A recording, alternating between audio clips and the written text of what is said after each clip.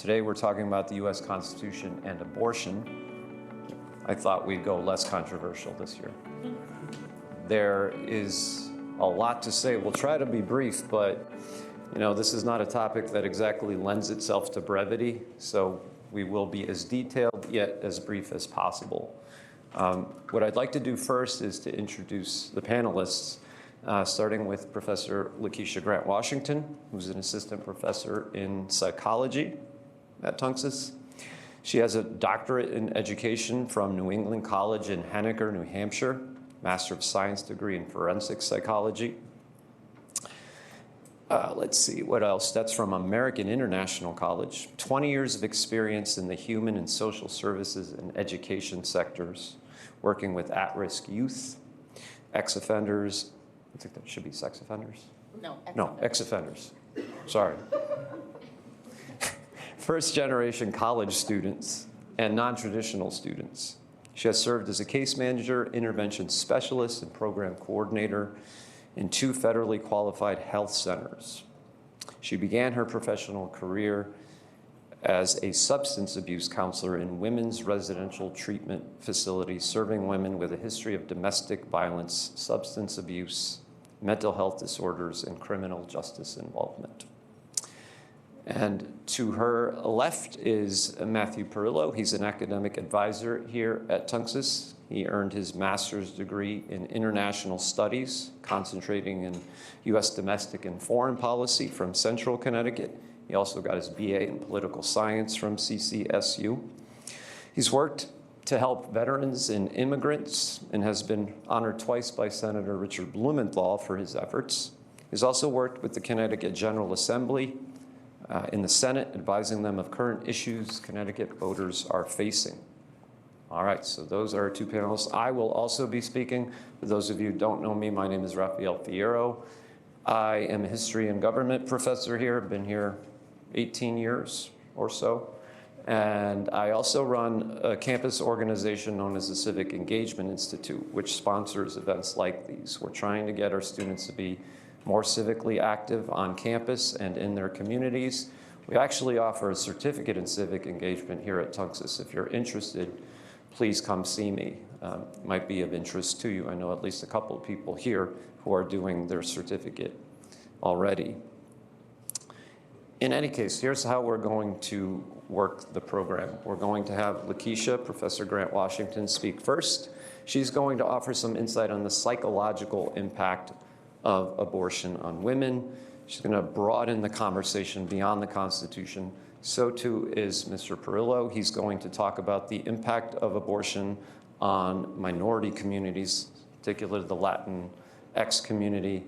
And he's going to look at some of the political aspects of the abortion question. And then I will go last, talking about the Constitution and abortion. So what is the constitutional question or questions involved when we talk about abortion? So, having said that, I'm going to turn it over to Professor Grant-Washington. So, good morning. Good morning, everyone. Thank you. Yes. I do not like a mic, so this is going to be very interesting this morning. So first, thank you to Dr. Fierro and the Civic Engagement Institute for inviting me to be a part of this year's panel discussion. I have the opportunity, if you will, to be a little bit radical in my comments and in my personal viewpoint as it relates to the status or what I call the cancellation of Roe versus Wade.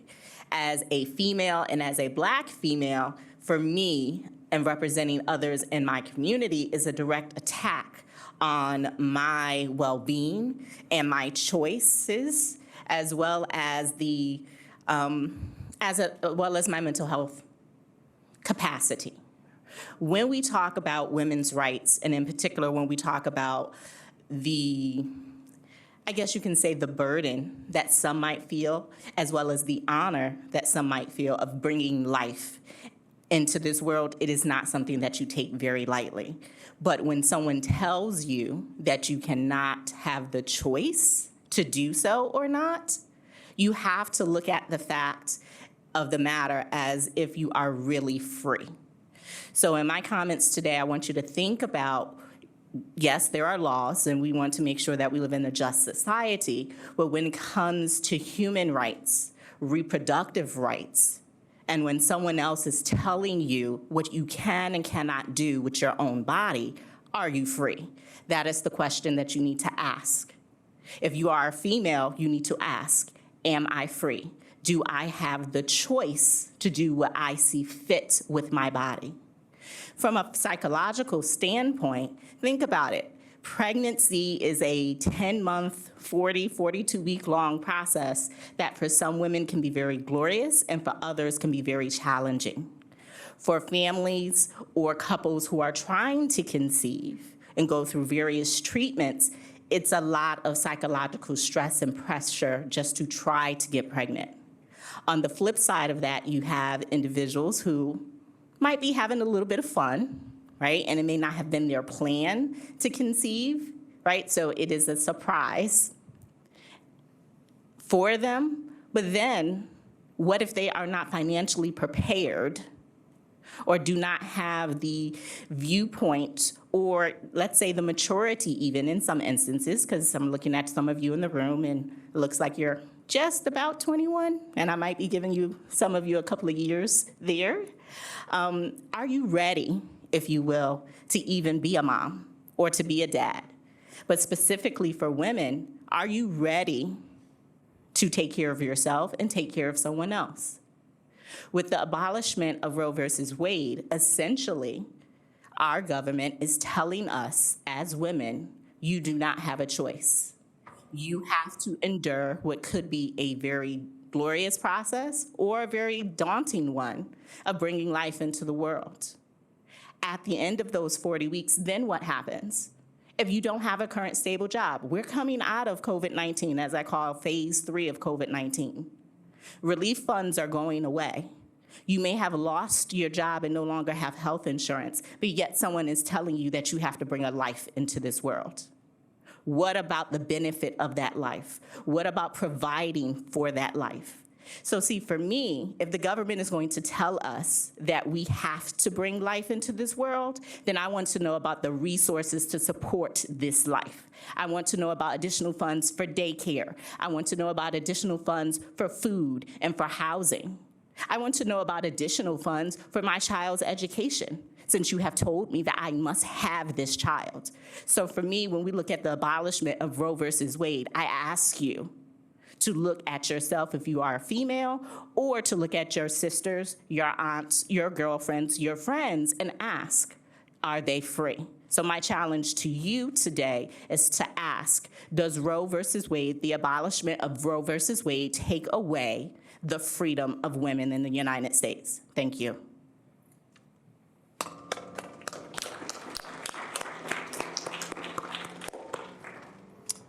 So before Matthew goes, I just want to make sure you know that after we speak, I want to give all of you the chance as well. So there will be a time for questions and comments as well. Okay, let's keep that in mind. My name is Matthew, as Dr. Fierro just introduced me not so long ago. I wanted to extend my thanks to him and to Professor Washington for having me on this panel. I'm not a professor here yet, but I do have a lot of experience in gathering data to advise people in the political realm. So I felt that it would be particularly necessary, especially in these circumstances, as Professor Washington alluded to discuss how this would affect minorities, as they are going to be the most adversely affected by this decision. Now, first off, I just want to stress the importance of such a ruling, right? This ruling has effects on nearly every facet of our life, whether it affects you directly or not. It's going to have some sort of socioeconomic effect, some political effect, or some global effect on how the United States is being perceived internationally. So no matter what happens or how you view this topic, there is always going to be an effect on us in the long term, right? As individuals and as a nation. Now, there are a few positives, right, associated with the post-Roe ruling, most of which was abortion is a deeply personal and private topic.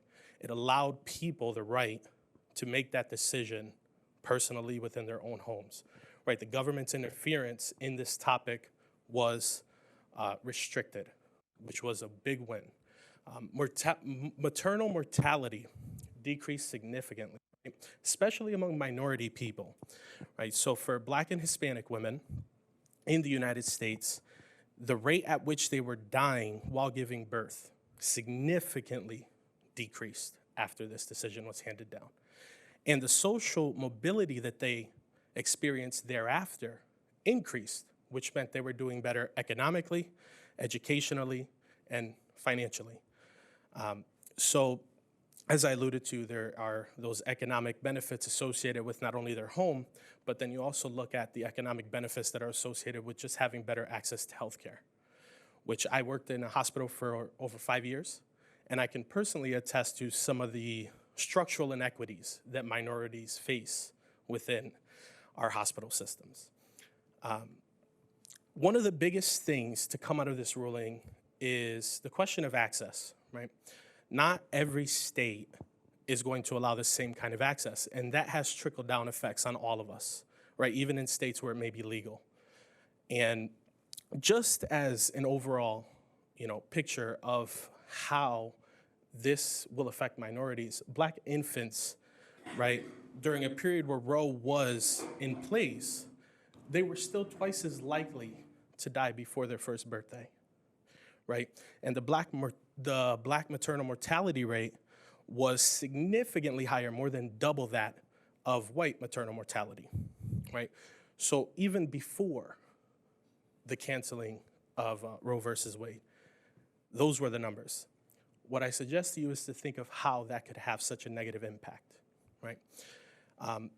In 2019, which, just to preface this, it's very difficult to get this kind of information even for the CDC because it's such a personal topic for a lot of people and because, HIPAA protects so many patient rights information.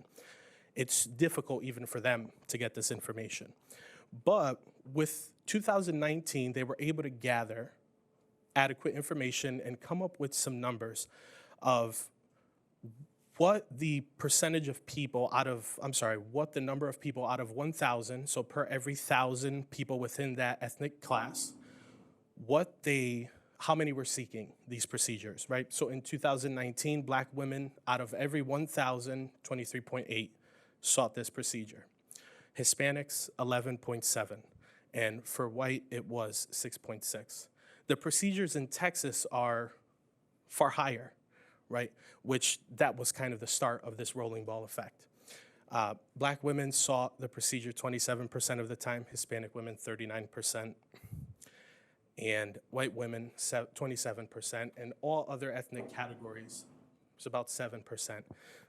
So there are a lot of things that kind of factor into what causes somebody, as Professor Washington alluded to seek this kind of a procedure. A lot of it comes back to disparities in access to contraception and its use thereafter, particularly in the states which are enacting these laws, right? The access to proper education surrounding contraception is almost non-existent in these places. And it's often rooted in structural inequalities that are related to poverty and racism. So when we're discussing minorities, we also have to still today think about the fact that, as I stated earlier, they are still, even after the PPACA, right, which is the Patient Protection and Affordable Care Act, that was the Health Care Act passed by President Obama and Congress in the early 2010s, even after that act, which essentially was a broadening of people's access to health care in this country, minorities are still more likely to suffer from inadequate or unequal access to treatment. And that was during a period when Roe was still enforced. Imagine how that could affect after. Even with all those protections in place, they were still experiencing these difficulties, some of which I saw firsthand, right? So just think about how this decision can affect that even more. So the furtherance of these restrictions, they really deepen those inequities, right? And the dissolution of this case only furthers that issue. It only brings about more problems. It's only going to bring about more structural inequalities onto minorities. This is a map of the United States, and it displays where abortion is banned. It displays the time frames in which it is banned. And in the second map, it displays where there are court challenges that currently exist, keeping it legal for now, right? This is important because, as you can see, where we're from, it doesn't seem like it's that big of an issue for us, right? One would safely assume that if you live in the Northeast, you have some kind of access to contraception, to the care that you need if you have these issues.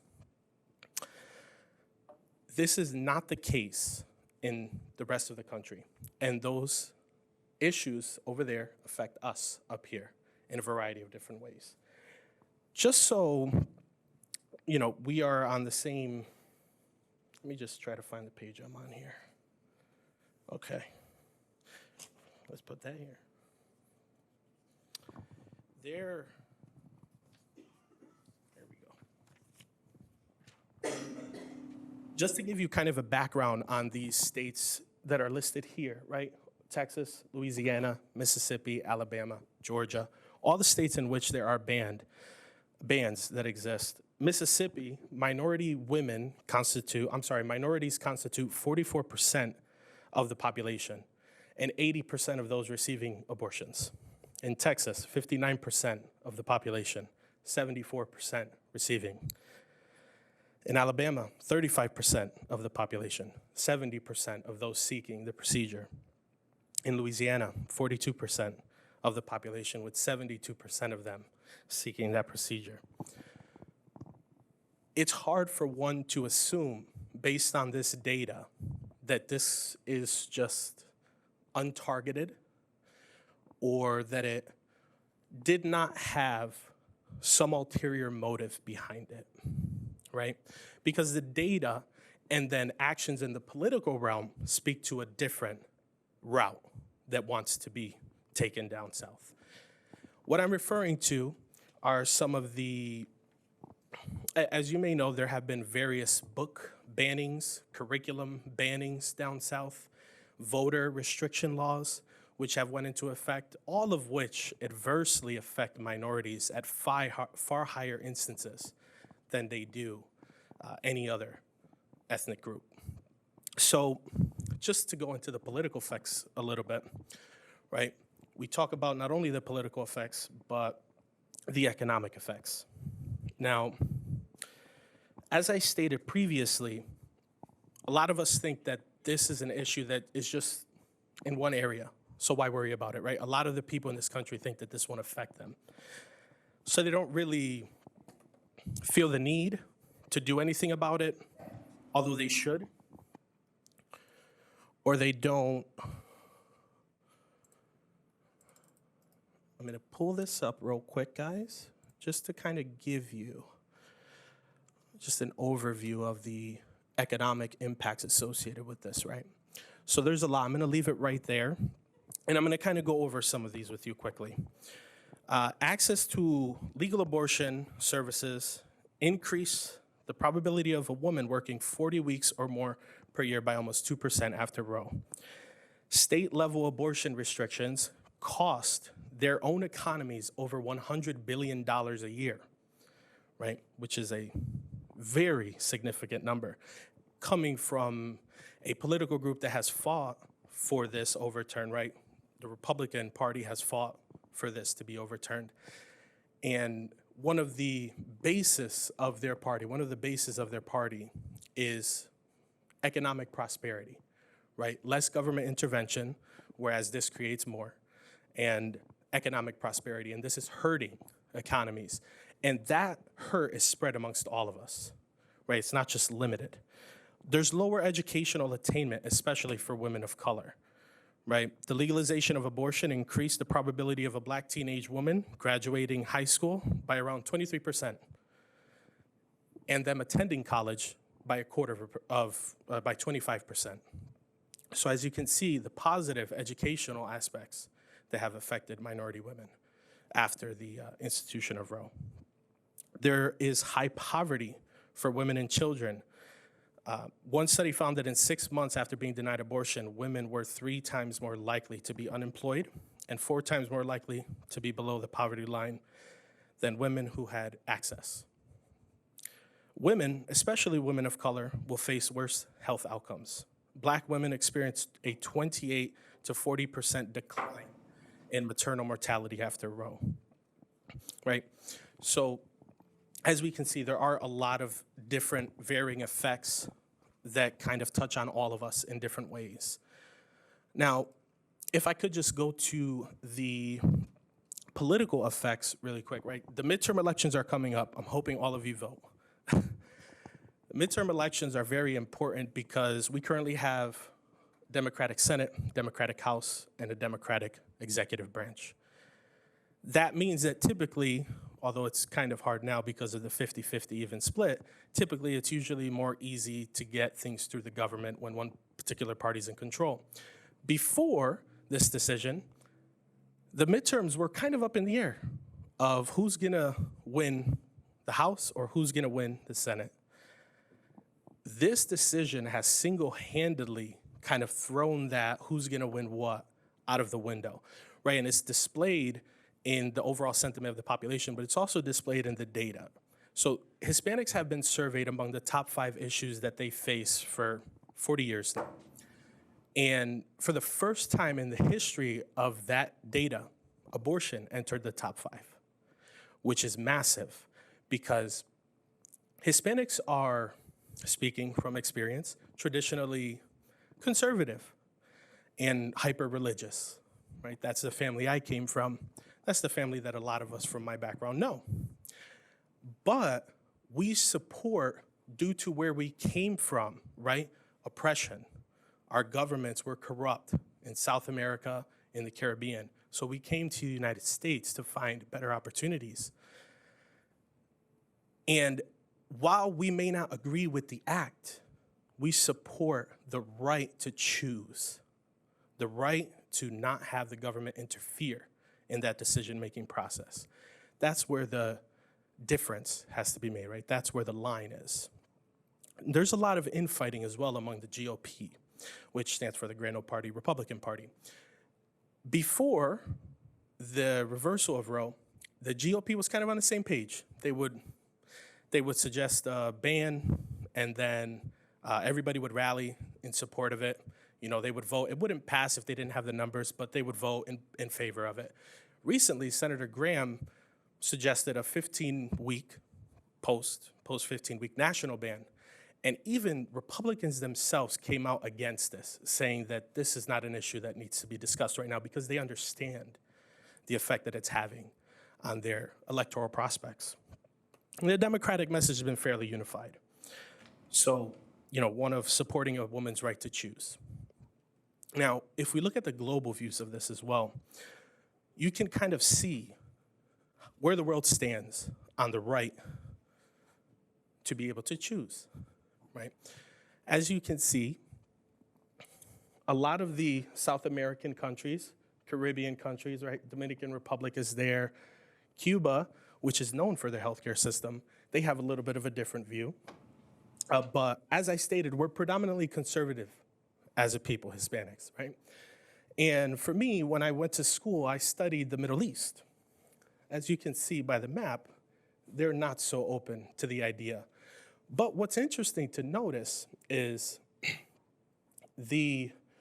one of the most conservative Middle Eastern nations, right? One of the most conservative nations in the world is Saudi Arabia. Even they give more rights to women in this topic than some states in the United States does, which is a little bit shocking to me, having studied the region for so long. I never thought that I would see the day when our grandmothers and mothers would have more rights than my sisters. Now, I'll leave you with this. Back in the 1950s, there was a man by the name of Jamal Abdel Nasser. Nasser was the president of Egypt. He got there by coup d'etat with the help of the Muslim Brotherhood and the military. Nasser then felt obliged to meet with the leader of the Muslim Brotherhood, who then asked him to mandate face coverings, right? Well, head coverings. They're called tarha in Egypt. And Nasser questioned the leader of the Muslim Brotherhood, and he said, "You have a daughter in the College of Medicine. She's not wearing a tarha. How can you expect me to tell 10 million women in Egypt to wear a tarha?" And his response was, "You're the leader. You make these decisions."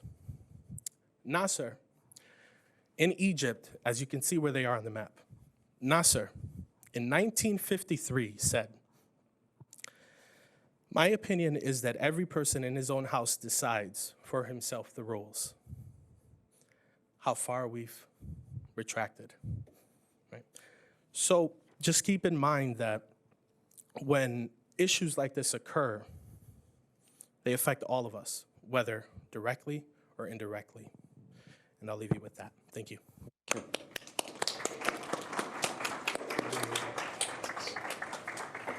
All right, before I talk about the constitutional question, there are constitutions here, so whoever wants one at the end of the discussion, feel free to come get them on a limited supply, so first come, first served, but these are in high demand. So I think both Professor Grant Washington and Mr. Perillo did a great job covering the real-life implications of the rejection of Roe versus Wade. I'm going to make this a bit more abstract and talk about the constitutional question. More abstract, but no less pertinent, I would say. So what we're going to talk about, first of all, is the issue of abortion pre-Roe versus Wade. You really need that context in order to fully understand Roe versus Wade and what came after that, right? And so if we go back to abortion in early America, even before that, we know that the Greeks, the ancient Greeks, wrestled with the idea of abortion. There were two sects in Greek life that had pretty profound debate on whether abortion is the taking of a human life or if it's not. And so the Greeks themselves wrestled with this. The Romans did too, though not as much. They allowed for not just abortions, but infanticide as well, the killing of born children. But that was the Romans. And we have British common law to consider too. British common law is based on the traditions and the oral traditions and history of British law. And that, of course, was transported over to America very early on in the colonies and then later the States. And what we find, it's hard to generalize, by the way, because court records are very difficult to obtain, but what we find is that abortion was permitted for the most part, especially before quickening. Now, that's the term that's used, kind of an antiquated term. We don't really talk about quickening anymore, but essentially quickening is when you can feel inside the womb the fetus, right? After that point, abortion was much more controversial, even in colonial America, although, again, generally permitted, certainly before that, okay? Now, as far as the early national period was concerned, still abortion permitted, but the states began to decide little by little that maybe we ought to have some restrictions, especially after the process of quickening. And we see that with Connecticut, which actually banned abortion prior or after quickening in 1830. Texas forbade it after 1856. And in fact, that's the law that is eventually struck down by Roe versus Wade, because the Roe versus Wade decision was based in Texas. Okay, I think the big thing to know about the early national period, though, is that generally speaking, abortion was a women's issue, and it was between her and her doctor, her and the midwife, which was quite common back then, and it was their business. No one ought to get involved. Okay. Now, that changes, though. Like much of history, constantly changing, the abortion issue changes when it becomes a public issue. And a turning point here is after the Civil War, a time in which the AMA, the American Medical Association, began to get involved. the medical profession pressed state legislators to pass laws restricting abortion. Now, the question is, why did they do that? One of the reasons they did that is because they wanted to take hold of the medical environment rather than letting quacks or midwives dictate what women can do with their bodies. They wanted to establish control over that. And what they did is they decided to do that indirectly by pressing state leaders to pass laws so that they can become the official medical standard of the day. Also, and this is important, hardly ever connected with abortion, but it was discovered by the late 19th century that most people who got abortions were not the poor, the destitute, but white middle-class Anglo women. So there's a racial component to this too, pretty early on, right? And that causes a really big turning point here, and I'll explain that in a minute. But it's certainly true that by 1880, many states began to ban the practice of abortion in some way, whether it's before or after quickening or even earlier, right? In the early 20th century, every state had passed some sort of anti-abortion law. Much of this was a response to immigration from Southern and Eastern Europe. You had tens of thousands of Italians and Poles and Russian Jews coming to America, and the big fear was that these people are overtaking the Anglo population of the United States. There was a book written in 1915 by Madison Grant, The Passing of the Great Race. Grant lamented the idea that in 50 years' time, the Anglo population will be overwhelmed by these aliens from, well, as one put it, the swarthy shores of sunny Italy. So clearly there's a racial component here. Italians and Poles, they were seen as a separate race. As one observer said, it's upon their Anglo women, upon their loins depends the future destiny of the nation. Sorry to be so graphic about that, but that's an interesting quote that really underscores what I'm saying. Now, if we fast forward to the 1960s, which to this very day is debated as a decade of decadence or a decade of liberation, I'm sure it's something in between. We can debate what the 1960s represented. But there was a national effort underway during this decade, the 60s, of liberation of one sort or another. So for instance, the contraception laws became very expanded. It became legal to take contraception, whereas before it wasn't necessarily by state, okay? By 1962, the FDA had approved the birth control pill. So obviously we're moving in a certain direction when it comes to reproductive rights. You also have the decriminalization of homosexuality during this time, and of course the rise of a feminist movement. And part of that feminist movement was that women must be in control of their reproductive system. Reproductive rights becomes a term that had become very common by this time. In fact, in 6 years before Roe versus Wade, by the late 60s, there were 4 states, Hawaii, Alaska, New York, and Washington state, that repealed their abortion laws. And there were 13 other states where there was an expansion of exceptions. So for if the mother's health was in jeopardy, certainly an abortion could be had in these 13 states, but also more expansion elsewhere too. That brings us to Roe versus Wade. This was a 1973 court case. This was a 7-2 decision where the Supreme Court of the United States, the highest court in the land, struck down the vast majority of abortion laws state by state by state. It legalized abortion nationally, right? Roe also created the so-called trimester framework. So it looked at abortion in 3 parts. The first trimester, abortion would be allowed unconditionally. In the second trimester, it would be put in place to regulate only for reasons involving the health of the mother. And in the third trimester, it would be left to the states to decide. Roe didn't say that abortion could not be had in the third trimester. It simply left it to the states. So each state varies from one part of the country to another when it came to what Roe said. Now, what did Roe give as the rationale for that? Well, the main architect of the majority opinion was Harry Blackmun. You're going to see him pictured in a minute. But he referred to the Fifth Amendment of the Constitution and the 14th. In fact, you should know the 14th Amendment. It's one of the more important amendments, even though it's outside of the first 10, the Bill of Rights. But in those amendments, Harry Blackmun found the right to privacy that's embedded in the idea that every person should have the right to life, liberty, and property. So from that, Blackmun inferred that the Constitution grants women the right to privacy, which was broad enough, in Blackmun's opinion, to include the right to an abortion. So that was the rationale, the justification that the court in 1973 gave. Harry Blackmun is pictured, he's standing second from my left. Okay. So one of the lessons of this constitutional question, by the way, is that Supreme Court justices matter.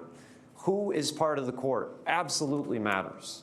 And you may say, well, this isn't related to democracy because I don't choose the court. Sure, you don't. Not directly anyway. But you do choose presidents, and presidents matter because they're the ones who select Supreme Court justices. And then the Senate, you vote for senators too, they confirm or reject a Supreme Court justice. So this is democracy at work with this court system. A lesser known opinion in court case happened in 1973. It was decided the same day as Roe. It's called Doe versus Bolton. And in this decision, which concerned a Georgia law that did not permit abortions after what was called viability. Viability is the general term used to describe when a fetus can live outside the mother's womb, independent of the mother. So this Georgia law said you cannot have abortions after a fetus becomes viable. The Supreme Court in this case argued that women could get abortions legally after viability if the health of the mother was at stake. Now, the important part of Doe versus Bolton is that the health of the mother was defined very broadly to include not only the physical health of the mother, but the emotional, psychological, familial health of the mother too, and it took into account also the woman's age. So health could mean a lot of different things. You'll notice that language is very nonspecific, and it's up to people to determine what the law actually says. Now, what was maybe more striking than anything about both Roe and Doe was how these justices believed this wouldn't be very controversial at all. Harry Blackmun, in fact, thought, well, I can shelve this away, not to be bothered with the abortion question again, right? In fact, polls taken at the time suggested that 70% of the American people believe that an abortion should be between a woman and her doctor.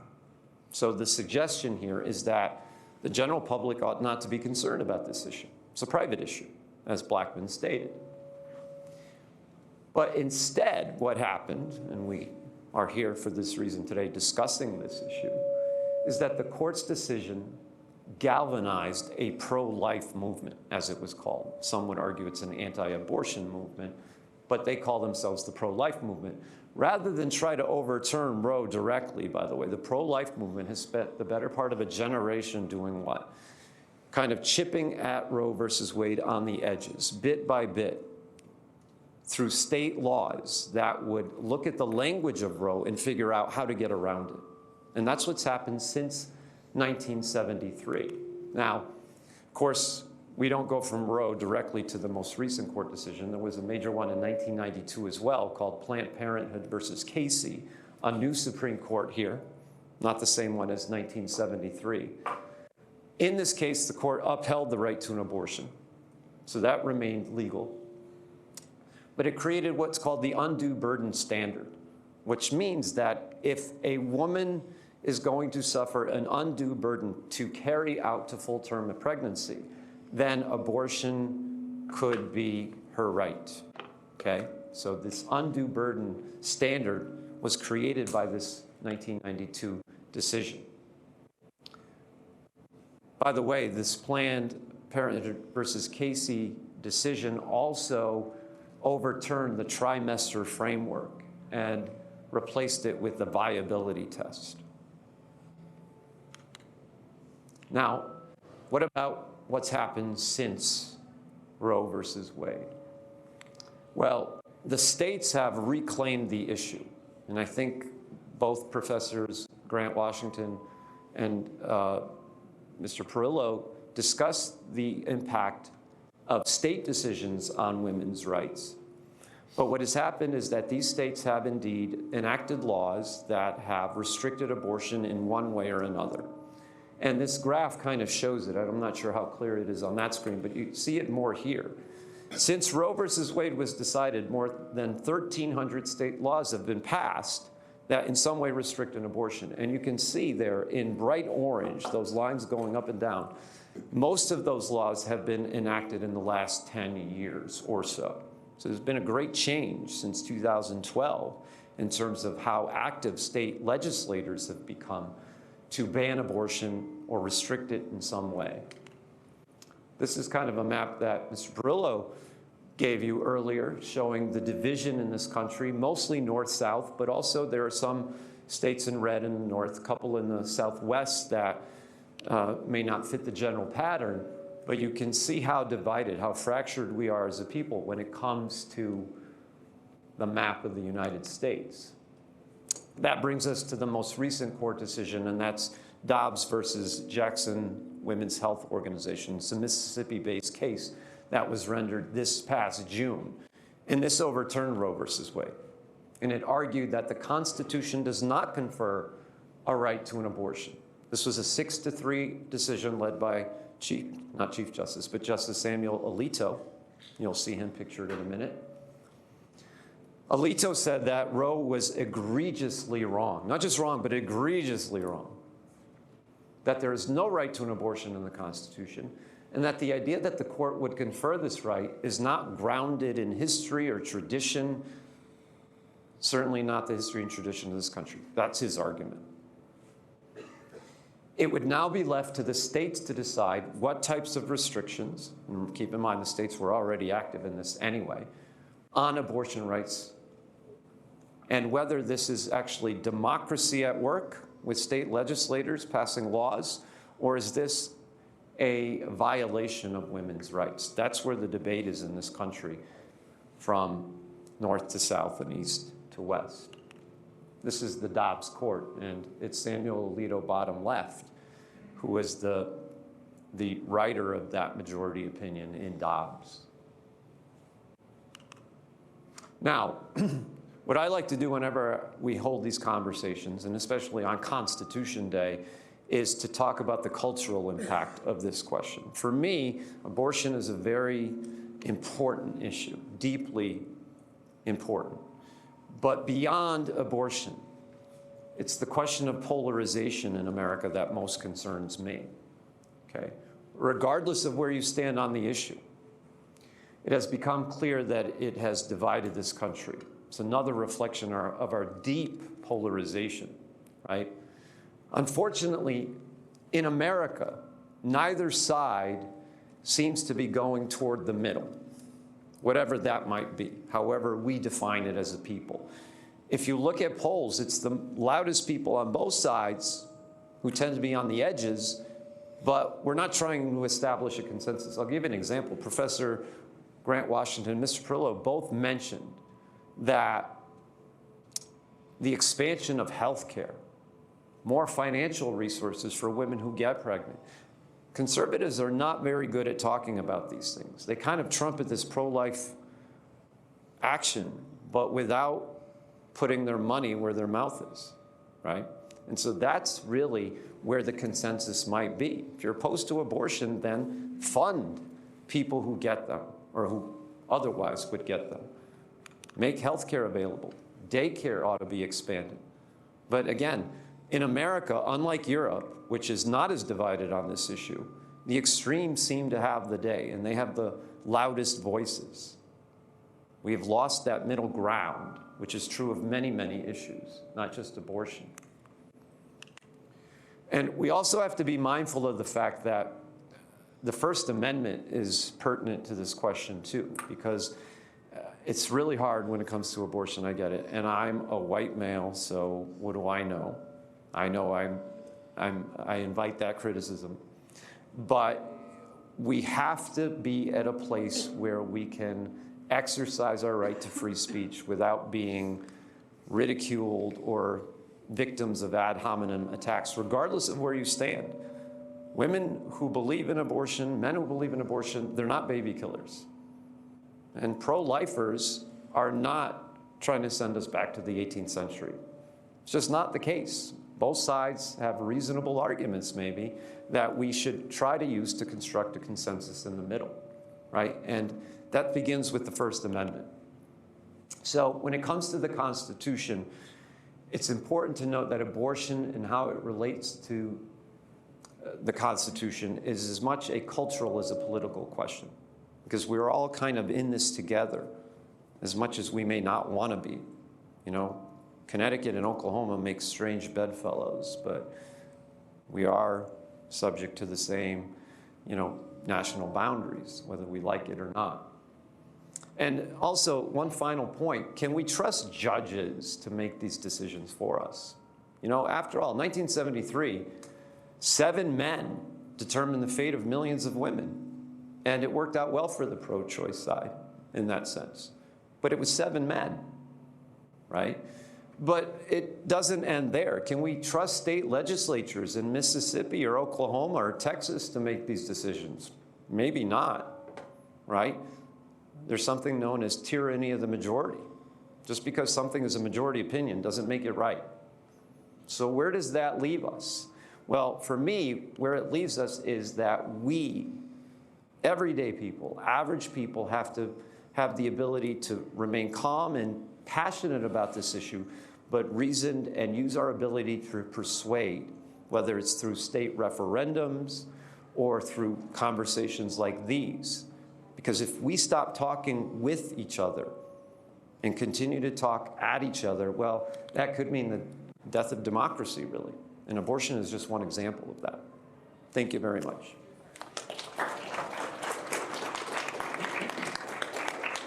All right, what we want to do, and we can stay here till shortly before 1. I know some of you have to leave before then, and that's fine. But we do want to open this discussion up to questions and comments from all of you. So what I can do is come around. Yeah, I've got this mic here. And I'll just give you the mic, and if you speak into the mic and just state very quickly and as clearly as you can your question or comment. Anyone want to start? So I have a question for each speaker today, and that is, at what point, if any, should access to abortion be restricted? Well, I'll start. I think that my personal viewpoint is that any health operation needs to have standards, and it needs to have guidelines in which to protect who the patient is.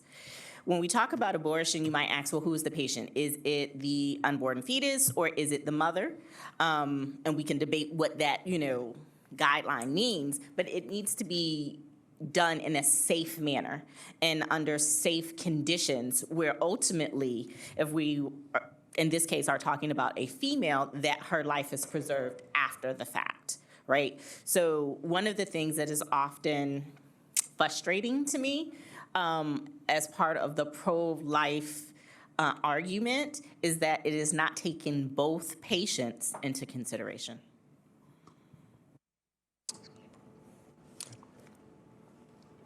Coming from a background of working in healthcare, I think it is entirely necessary to have that question, right? When should this be restricted? There's, as Dr. Fierro referred to, the viability test that before it was the trimester test. I think a lot of these did not take into account what the doctors feel would be viability, right? And there's very wishy-washy definitions on what that is, even to this day, where if you get a few OBGYNs in the room, I'm pretty sure they could come to a pretty solid consensus of what they would consider a viable fetus, right? And in some of these states today, it's just not there, right? They don't, even if the fetus is not viable, a woman would still have to carry it to term in some of these states, which that's a, as you know, that's a big problem. Yeah, so, I've thought about that question a lot because if you look at this from an international perspective, and I'm glad Matthew brought up that global map, most countries in the world, certainly in Europe, though Europe is not the be-all and end-all of this, but allow abortion up to 15 weeks. And then after that, there are restrictions. But the difference in Europe and the United States is that in Europe, it was debated at the national level. There's no federal system there where states have their own voices. And once that decision was made democratically through discussions of the people at large in each of these nations like France and Germany, it kind of subsided. It's not the controversial issue there that it is here. And something that a lot of people take issue with regarding Roe versus Wade is how it was decided. You can be pro-choice and against Roe versus Wade, by the way. It's not the same thing, because Ruth Bader Ginsburg was not in favor of Roe versus Wade and how it was decided. She believed the states were already moving in the direction of lesser restrictions. And we saw that from the list of Hawaii, Alaska, and 13 other states expanding the women's right to choose. Her contention is that the courts intervened in an untimely fashion, causing all the controversy. And Ruth Bader Ginsburg was known to be very pro-choice. And she was partly responsible for the Planned Parenthood versus Casey decision. So I think that's what a lot of people take issue with Roe, not with the pro-choice side, but with Roe. And so it seems to me that if you look at the international perspective, something like 40% of the world has very restrictive abortion laws. 60% do not. And in those 60%, the issue was decided away from the courts and in favor of legislatures. So that's the way I would see that argument. You should go where the legislatures take you. But again, that's a tricky thing too, because states can make the wrong decision. I mean, it wasn't too long ago historically that some of these states denied civil rights to African Americans. So I don't know that it ends there either. I do know we have to keep debating and discussing it though. Thank you. Welcome. Any other questions, comments? Here you go. All right, so I guess I'll ask this to all three of you. Kind of bouncing off what he just said, do you think that Roe v. Wade was kind of a, I don't know, it's not like on weak ground, the decision, using the 14th Amendment, and, privacy is all very kind of vague? That's it. That's the question. Well, I guess I can take that if it's a constitutional question. There are lots of things in the Constitution that are not expressly stated, right? It's not just Roe. For instance, it's funny how conservatives, they're really critical of the fact that there's no right to privacy. There's no such words in the Constitution. It's not there. You're just manufacturing the right. Well, those same conservatives are pretty weak when it comes to the Second Amendment, which says that a well-regulated militia gives us the power to own guns, the right to own guns. Well, we don't live in a society that has a well-regulated militia anymore.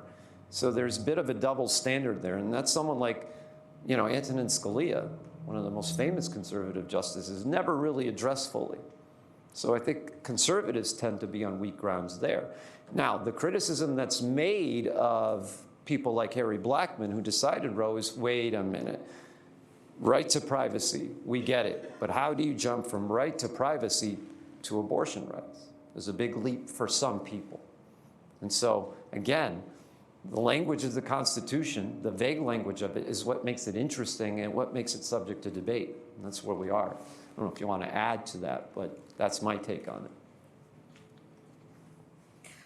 My only addition to that would be, when we think about it which you all may not like this response, but just from an evolutionary standpoint and a psychological standpoint, our Constitution and our Bill of Rights is the foundation, if you will.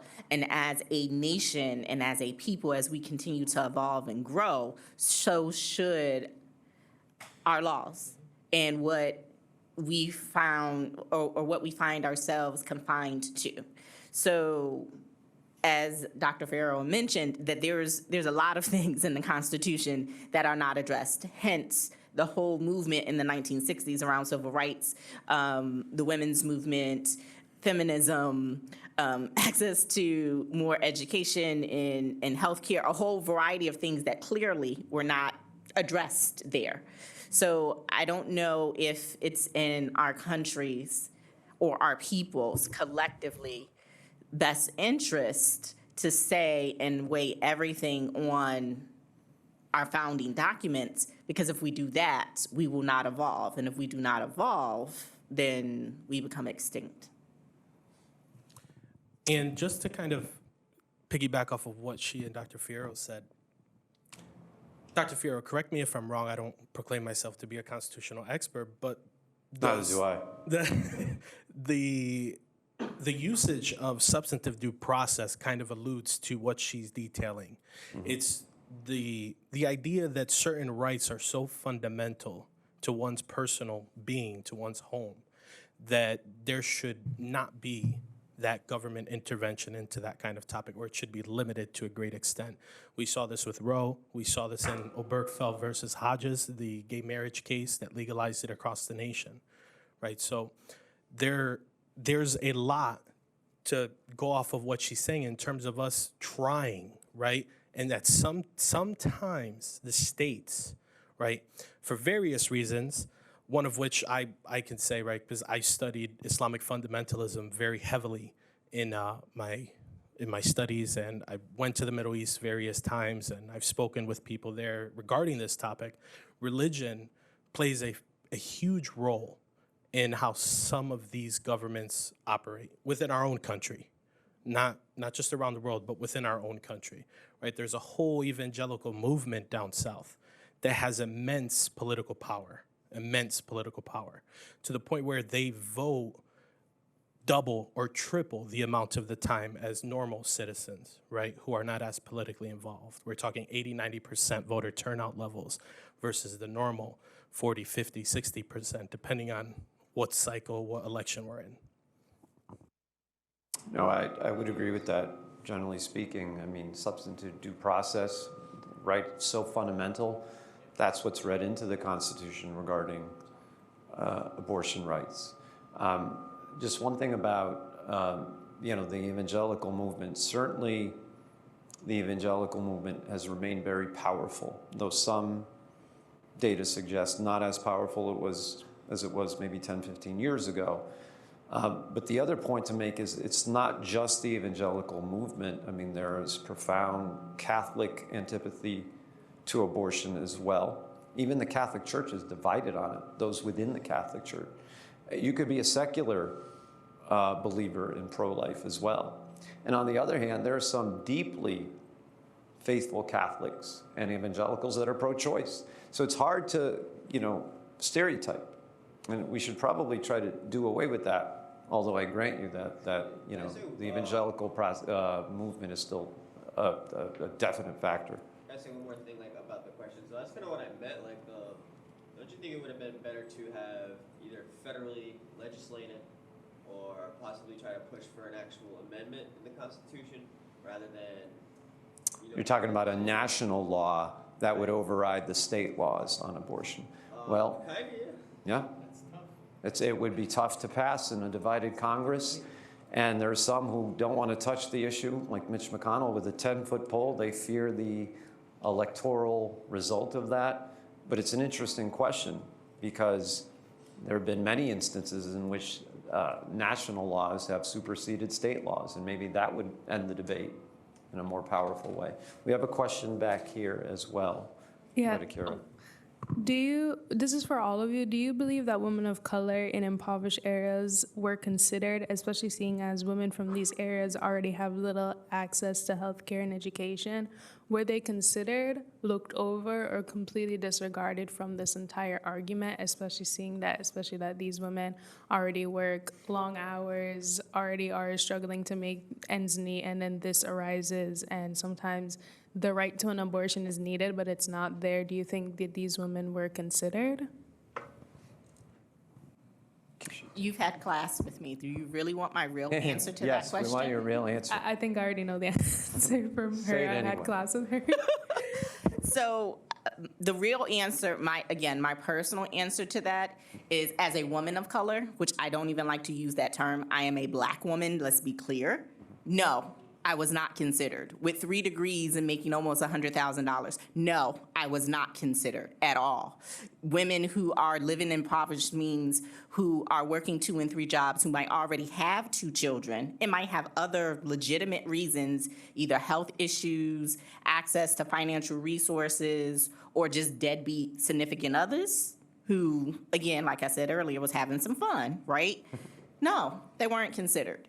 I think women's rights in this particular instance with Roe versus Wade was pulled into a situation that made it very political to take a process that should have been objective to make it very subjective, to put different pieces and parts of our country against one another. And quite frankly, my colleagues, I'm sorry, but y'all know I can be blunt, all about putting men back in power. It had nothing, it did not take into consideration any woman, white, Hispanic, Black, mixed, of any kind whatsoever. It was not about women, which, when you look at, the makeup of our country, who is the larger portion of voters in this instance, which is a greater question. No. A little bit about me. I am the only boy in an all-female family. And I have a little sister. She's about 6. I fear for her future rights. I have 2 older sisters who, they have children, and they have young children and are most likely going to continue to have children. They do well for themselves. They don't have the economic issues associated with some of the populations that you are referring to. But even they, just as Dr. Washington alluded to, nobody was consulted on this. This was a decision that was handed down from what some would consider a stacking of the court by conservative justices, without regard to anyone who the decision may affect. There's a comment back here. I don't know who this person is, but she's had something to say.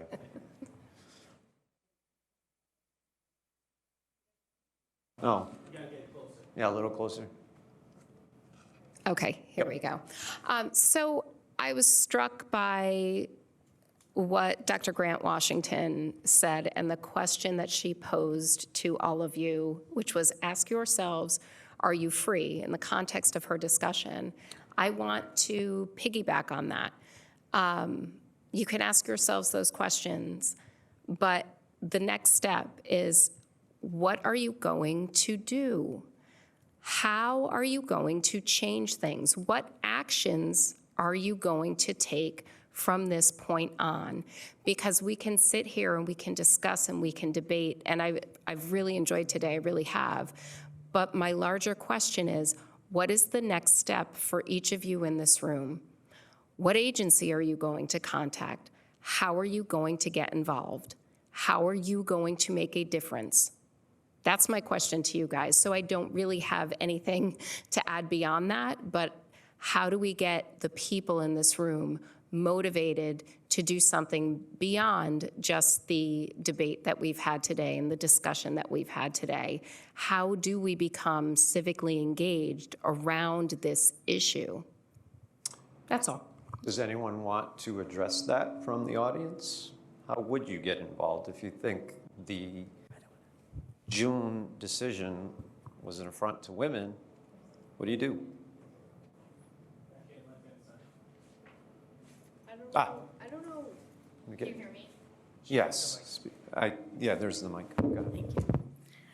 I don't know, like, what we could do. I mean, I know what we could do, but how do we get them to listen to us? That's my question. Are they going to sit there and listen to what we have to say as teenagers, as people who are just starting to get into the adult? How do we make them listen to us and have our voices heard? Because even if I try to talk to my parents about something, I'm dismissed or something like that. How do we get someone to really take into consideration our opinion? Well, I have an answer to that, I think. I was about to say, we're all vying to answer your question up here. Yeah. So we'll If let I- you start. Thank you. Here's why. I immediately jump at those questions because, for me, my reading of American history is the history of average people doing great things and moving mountains, right? The whole history of the civil rights movement would not have happened without everyday people, ordinary citizens making decisions. It wasn't just Martin Luther King Jr.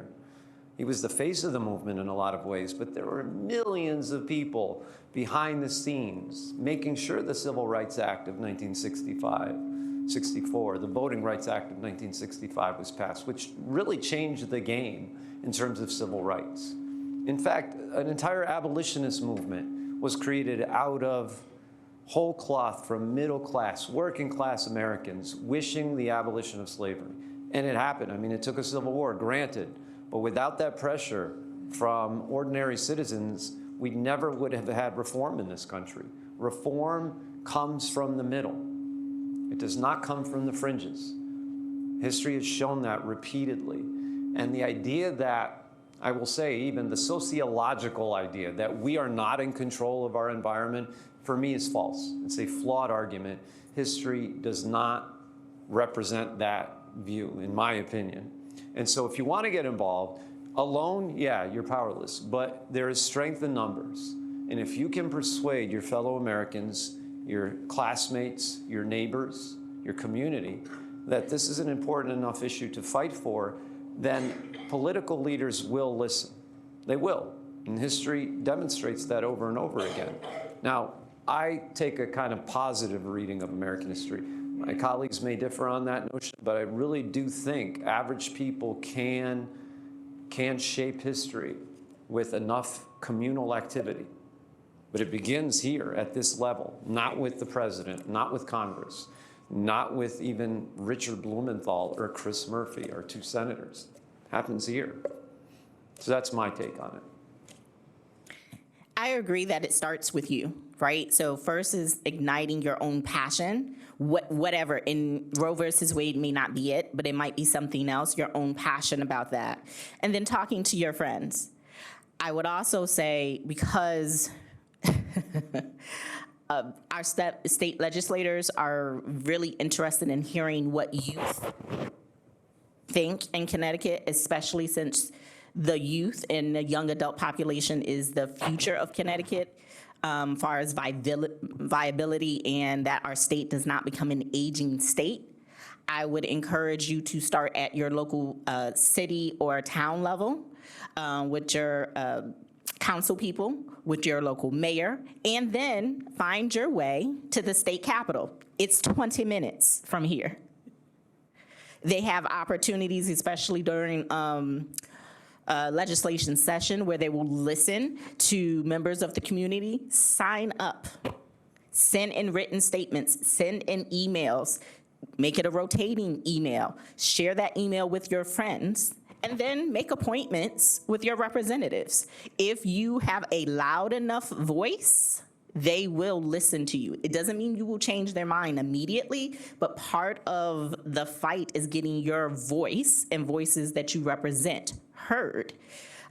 As it relates to health concerns in Connecticut, there's a grassroots organization that's about 6 years old called Health Equity Solutions, who has done a whole lot, and I do not work for Health Equity Solutions, by the way, but who has done a whole lot around legislation in the state of Connecticut, who's having a panel discussion tomorrow on their health equity pathway and the guide, if you will. So looking for organizations in the state of Connecticut who are championing the things that you care about and volunteering with those organizations. As a young people, you have every voice and they do want to hear from you. Do not think that your voice does not matter. Wholeheartedly agree with her statement. Your voice matters. It always will. I want to give you just a quick example from my life because I was in your shoes. I went through community college not too long ago, some of you may think. I'm in the same age group as you guys voting-wise. We have the largest numbers in the voting populace at the moment. I don't know if you know that, but the younger age, 40 and under, we control the outcome of national elections, local elections, and state elections. But how many of us actually use that power? How many of you actually vote, right? The biggest thing that you can do is go out and vote. Besides, as was alluded to before, reaching out to members in the state legislature or the federal Congress. I'm sorry, Matthew, go ahead. I myself have, as a young person who was working full-time, going to school full-time, I worked 60 hours a week. I did 18 credits a term for 2 years. I didn't have much time for anything. But there came a law up for passage in Connecticut that would have mandated identifications upon police stopping you. And that was so fundamentally against what I felt to be right that I went up there and testified before the committee. Not only that, I brought people with me because they may not have known about the problem, but I let them know. You need to talk. You need to speak with your friends, with your family, no matter how hard the topic is. Because it's politics, nothing's easy. Nothing's safe, right? But just doing something is enough. We saw it, right? I studied the Middle East and the Arab Spring, even though it kind of faded into the Arab winter, those were regular people using social media that overturned entire governments. You have the power, but you are not using it. My call to action to you would be to use it, just as I do. I'll leave you with this because this touches on with both Professor Grant Washington and Mr. Perillo said, and that is that voting is important. But here's the way I look at it, and I teach this in my American government course. For me, voting is the icing on the cake. This is voting right here, okay? But the question for me is, what are you doing down here at the community level? How are you organizing people? That's where the layers of the cake are that make the cake what it is, right? So for me, voting is crucial, absolutely, but it's the final act of democracy. The foundational acts of democracy is what are you doing in Ibritt? What are you doing in Bristol? What are you doing in Plainville? How are you making your own local communities better? And that could be through the right to vote as well. Professor Grant Washington mentioned voting for mayor. Absolutely. But more than that, what are you doing yourselves to improve your communities, independent of what the mayor does or what the alderman does or whomever, right? To me, if you really want to make democracy work, what you've got to do is get active in numbers especially. Remember that strength in numbers proposition is very important. But think of that layer cake when you think of democracy, because it's important. Anyway, we're just about out of time. First of all, I want to so thank our panelists today. They really did a great job highlighting the issues of abortion. I also want to thank all of you for being here.